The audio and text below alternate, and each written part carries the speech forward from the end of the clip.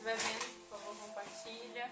Pode ter alguém que esteja precisando ouvir essa palavra hoje à tarde. Amém? Mais alto.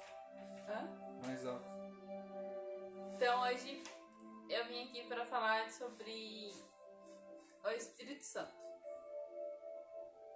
E acho que a gente comenta muito sobre ele, mas eu acho que a gente nunca parou para pensar quem é e o que ele faz. E a primeira coisa que tem que ter noção é quem é o Espírito Santo. O Espírito Santo, ele é a terceira pessoa da Trindade, a qual constitui Pai, Filho e o Espírito Santo. Em 1 João, capítulo 5 e versículo 7 está escrito: porque são três os que testificam no céu: o Pai, a Palavra e o Espírito Santo. E esses três são um. O que nós devemos ter consciência e saber plenamente é que Jesus é plenamente Deus. Em Colossenses, capítulo 2, do versículo 6 ao versículo 10, está escrito: como, pois, recebestes do Senhor Jesus Cristo, assim também andai nele, arraigados e sobreedificados nele, e confirmados na fé, assim como fostes ensinados, nela abundando em ação de graças. Tende cuidado, para que ninguém vos faça presa sua, por meio de filosofias e vãs sutilezas, segundo a tradição dos homens, segundo os rudimentos do mundo, e não segundo Cristo, porque nele habita corporalmente toda a plenitude da divindade, e estáis perfeito nele, que é a cabeça de todo principado e potestade. O que também devemos ter em consciência é que o Pai também é plenamente Deus. Em Êxodo, capítulo 3 e versículo 13 e 14, está escrito: então disse Moisés a Deus: eis que quando eu for aos filhos de Israel e lhes disser: o Deus de vossos pais me enviou a vós, e eles me disserem: qual é o seu nome? Que lhes direi? E disse Deus a Moisés: eu sou o que sou. Disse mais: assim dirás aos filhos de Israel: eu sou, me enviou a vós. Nós também precisamos ter plena consciência que o Espírito Santo também é plenamente Deus. Vamos acompanhar biblicamente em 3 passagens. A primeira se encontra em Atos, capítulo 5, versículo 13 e 4.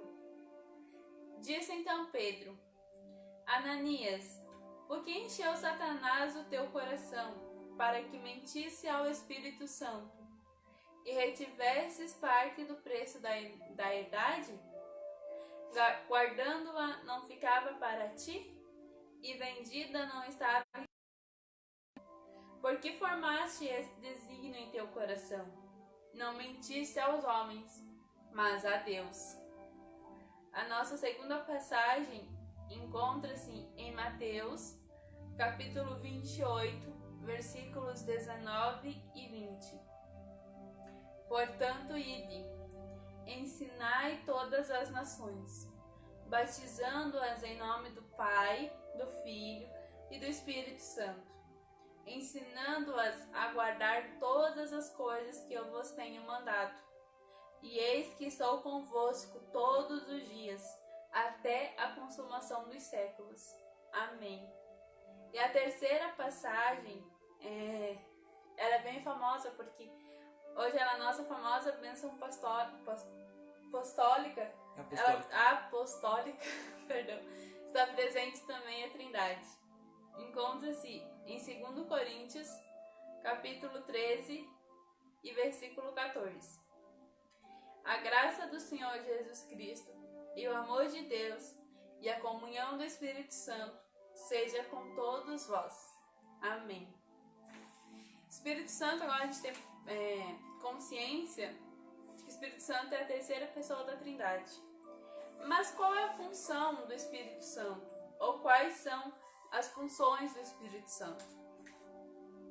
A sua primeira função, e a mais importante, é a inspiração, pois o Espírito Santo inspirou homens a escrever a palavra de Deus, onde podemos acompanhar essa passagem em 2 Pedro, capítulo 1 e versículo 21. Porque a profecia nunca foi produzida por vontade de homem algum, mas os homens santos de Deus falaram inspirados pelo Espírito Santo. A outra função do Espírito Santo é o ensinamento. Em João, capítulo 14, versículo 26, onde Jesus estava falando aos discípulos sobre o Espírito Santo, e a gente vai ler várias passagens dessa conversa. Em João 14, 26 está escrito: mas aquele Consolador, o Espírito Santo, que o Pai enviará em meu nome, vos ensinará todas as coisas e vos fará lembrar de tudo quanto vos tenho dito. O Espírito Santo habita em nós. Nós somos templos do Espírito Santo. E ele nos ensina todas as coisas. E ele também nos faz lembrar tudo que Jesus nos disse e tem nos dito nos dias de hoje. O Espírito Santo também tem a função de instruir, de falar. Nesse tem duas passagens. A primeira passagem nós vamos ver em Atos, capítulo 8 e versículo 29. E disse o Espírito Santo a Filipe: chega-te e ajunta-te a esse carro. Para colocares no contexto, em Atos, capítulo 8, conta a história de Filipe e de um eunuco. Anjo falou para Filipe ir para o sul. Chegando lá no sul, Filipe viu um carro. E nesse carro vinha um eunuco lendo a passagem de Isaías. O Espírito Santo então instrui a Filipe para Filipe ir junto ao carro. E Filipe então chega junto ao carro e ele pergunta para o eunuco se o eunuco entendia o que ele estava lendo. O eunuco então responde a Filipe que ele não entendia porque não tinha ninguém a quem explicasse. Então os dois continuam conversando e Filipe começa a explicar sobre Isaías, sobre Jesus. E chegando perto de um lugar onde tinha água, o eunuco pergunta para Filipe: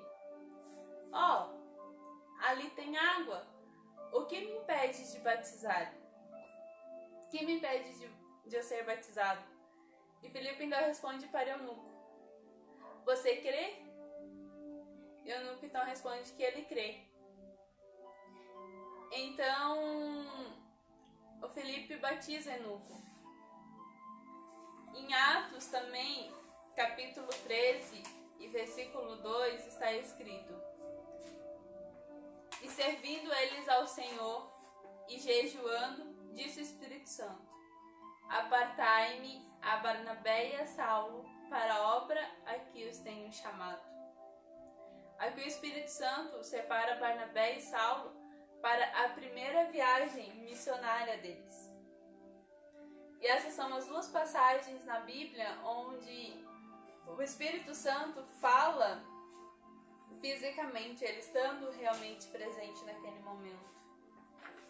O Espírito Santo também tem a função de convencimento. Em João, capítulo 16, versículo 8 a 11, está escrito: e quando ele vier, convencerá o mundo do pecado, da justiça e do juízo. Do pecado, porque não crê em mim. Da justiça, porque vou para meu Pai e não me vereis mais. E do juízo, porque o príncipe deste mundo já está julgado. Do pecado, porque não crê em mim. O Espírito Santo, ele está conosco e nos convence a nós crer que Jesus é o nosso Senhor e Salvador. Da justiça, porque vou para meu Pai e não me vereis mais. Quando Jesus subisse ao céu, voltasse ao céu com o Pai, o Espírito Santo viria para os discípulos não se sentirem sozinhos, para nós não nos sentirmos sozinhos, e do juízo, porque o príncipe deste mundo já está julgado.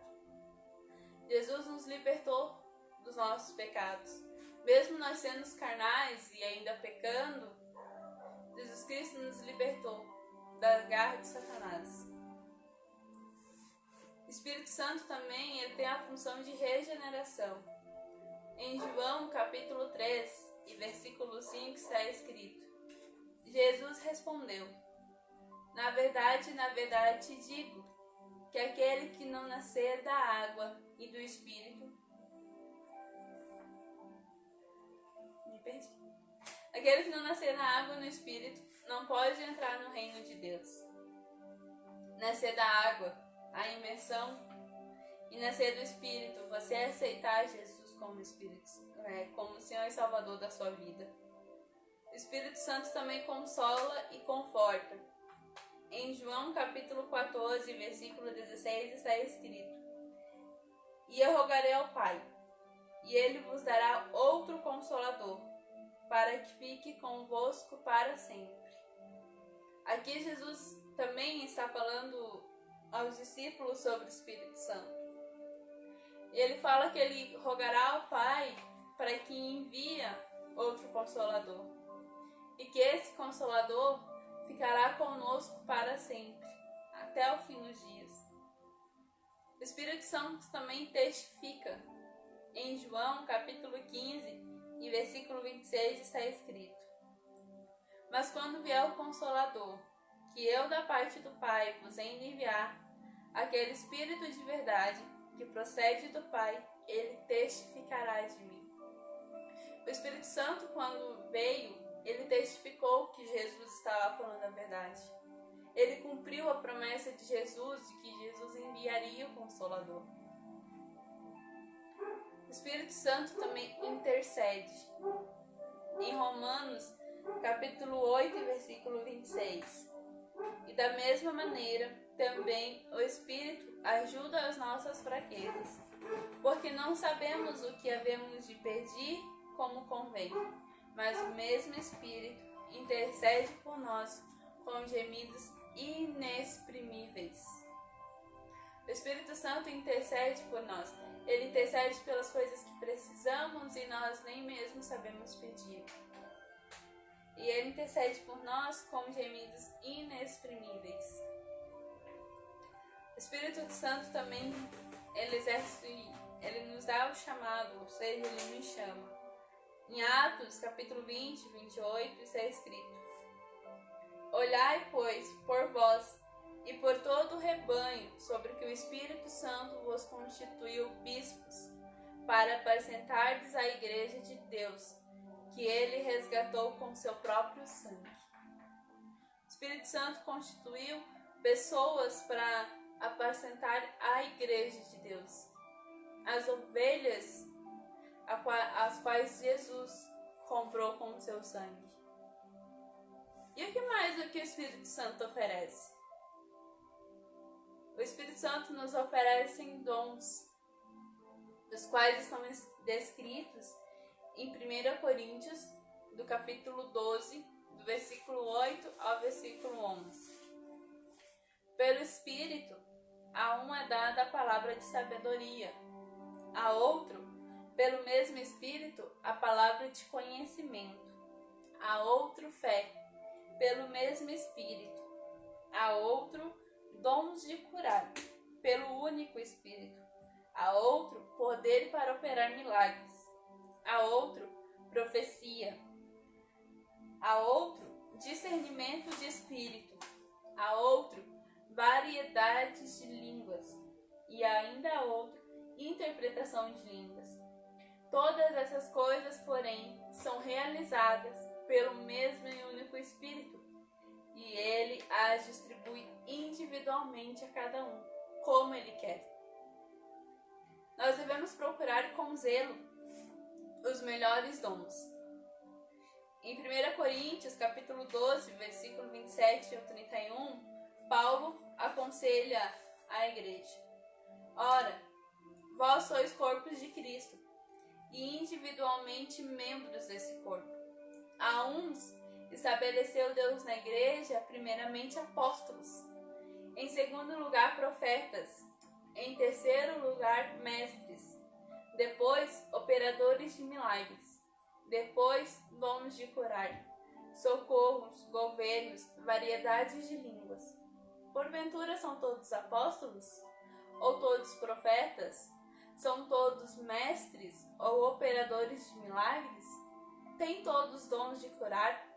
Falam todos em outras línguas? Interpretam-na todos?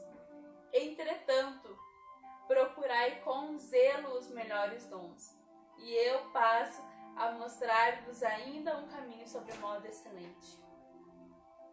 Neste contexto, a igreja de Corinto, o povo de Corinto, quando eles se reuniam,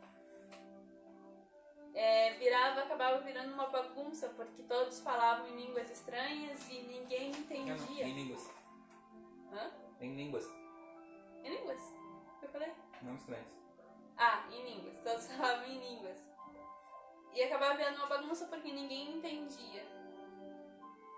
Então o apóstolo Paulo vem e os aconselha a procurar com zelo o dom. Porque o zelo ele deve nos edificar, mas edificar também a igreja. O Espírito Santo dá a cada um o dom como ele quer.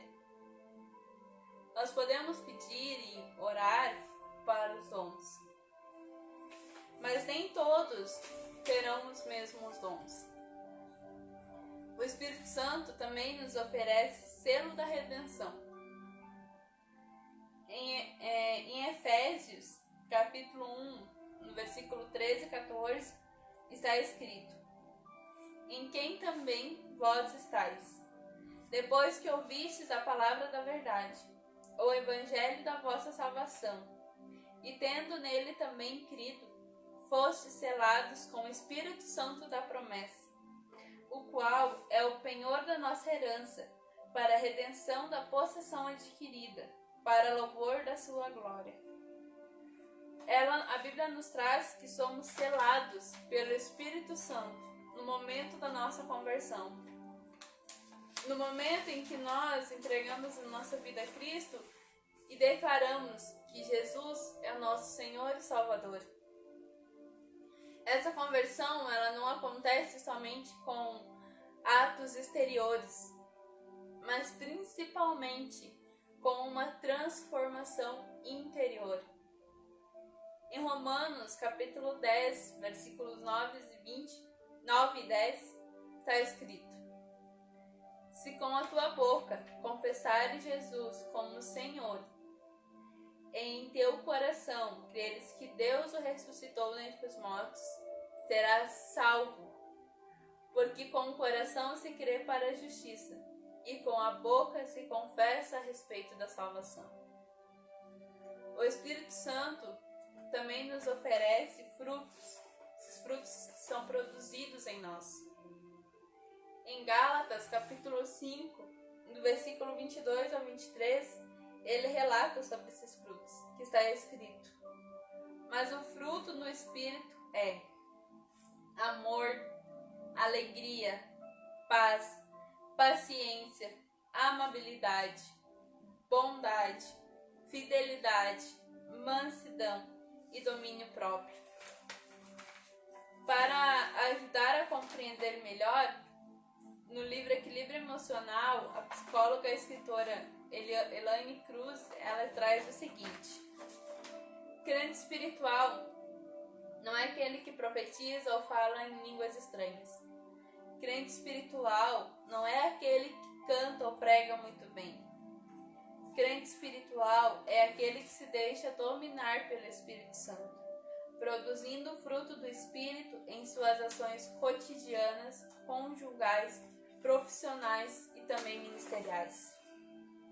De nada adianta nós sermos cheios dos dons do Espírito Santo e não produzimos frutos do seu Espírito.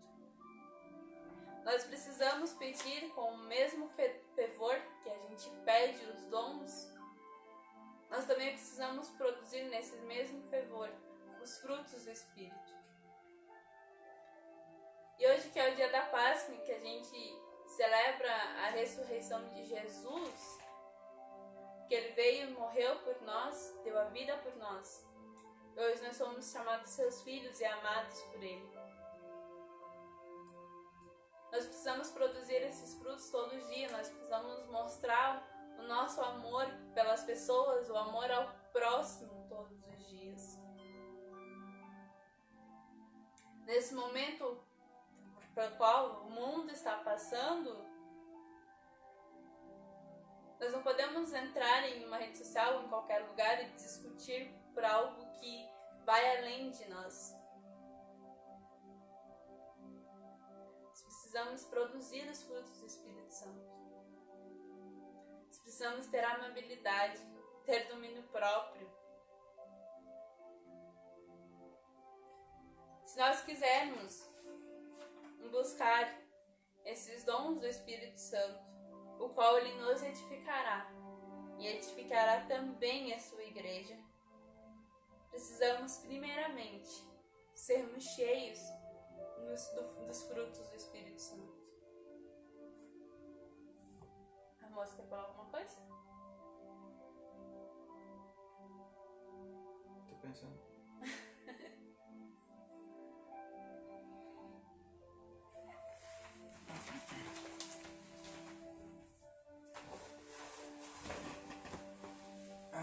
Então, pessoal, na realidade, esse tipo de palavra, ela não se remete às escrituras, né? Eu gostaria que eu entrasse em lugares religiosos e escutasse tantos versículos quanto eu escutei hoje. Obviamente, se possível, com a explicação de contextos, da essência da mensagem, mas que a palavra de Deus ela fosse anunciada em nossos púlpitos, né? Tão famosos e tão almejados às vezes pelos homens, que nós acabamos nos perdendo em algumas coisas, seja a pregação da palavra, seja porque eu tenho um dom de curar, porque é isso, porque é aquilo, porque é aquele outro e tal, e às vezes nós acabamos nos perdendo nessa própria vanglória de achar que nós somos mais do que as outras pessoas, do que achar que nós somos mais ungidos, isso ou aquilo, e acabamos esquecendo que necessariamente não tem aquela exaltação de tal ministério, disso e daquilo, mas se não apresentarmos o cabeça da igreja, que é o Cristo. E é tão bom quando a gente vê uma palavra elaborada em cima de versículos aos quais estamos revelando quem é o Espírito Santo, que muitas das vezes ele passa desapercebido dentro dos nossos lugares religiosos, porque aparentemente ele é tido como algumas ações, né? Ações exteriores disso, daquilo e tal. E eu vou pedir para os meus amigos que eu tenho visto que estão fazendo ações sociais, não para esconder a câmera e parar de mostrar as fotos com as pessoas, isso e aquilo, porque muitas das vezes as pessoas que falam isso, elas nem estão fazendo nada também por essas pessoas. Então eu prefiro que você dê a esmola e tire a foto do que não fazer nada por algumas pessoas que estão passando necessidade. Nós sabemos que o ensino de Jesus é justamente que os fariseus eles davam a esmola para aparecer, mas também esquecemos muitas vezes que o versículo ele fala que eles já receberam a plena recompensa, mas Jesus nunca diz para parar de dar esmola ou para parar de ajudar.